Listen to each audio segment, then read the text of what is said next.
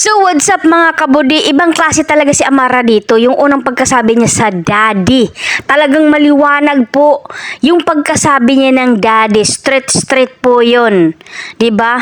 At syempre dito, wala siyang ibang binanggit din kundi Ate Nene. Grabe, ang cute pagkasabi ng Ate Nene, no? Talagang yung lumalabas na bibig kay Amara na mga words, maliwanag na.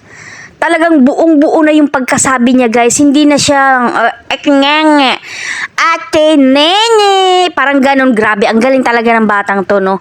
Mabilis siya, yung skills niya, mabilis talaga maka-adapt, no? Well, siguro talagang naka-mindset talaga kay Amara yung palaging sinasabi ni Lumi na bigyan mo doon kay Ate Nene. Andito na yung daddy mo. Parang natandaan ng bata yun eh.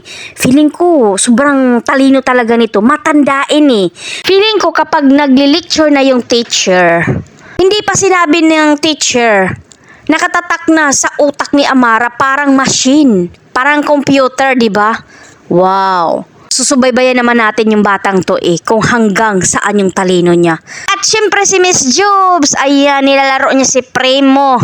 Bakit kaya hindi si Mami Sara ang laruin mo para naman ngumiti ka dyan at humahagak-hak sa kilig? Bakit laging si Primo? Siguro na mismo si Mami Sara, no? Kaya si Primo na lang yung niyayakap at hinahalikan dyan. May flight siguro si Mami Sara. Well, anyway, congrats sa Signal. May laban na po yung Signal. Grabe, nag-umpisa na po yung labanan ng Signal. Pero hindi ko alam kung nakasali dyan si Miss Job. Parang wala si Miss Job sa season na ito.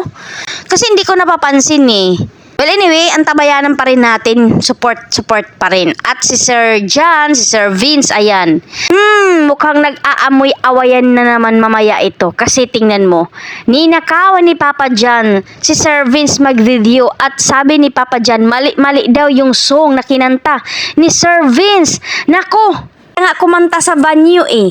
Kasi doon, kahit mali-mali, wala namang makarinig. Tayo-tayo lang sa sarili natin eh. Pero ayun, nagmarites si Papa John. Binidyo talaga si Sir Vince sa banyo.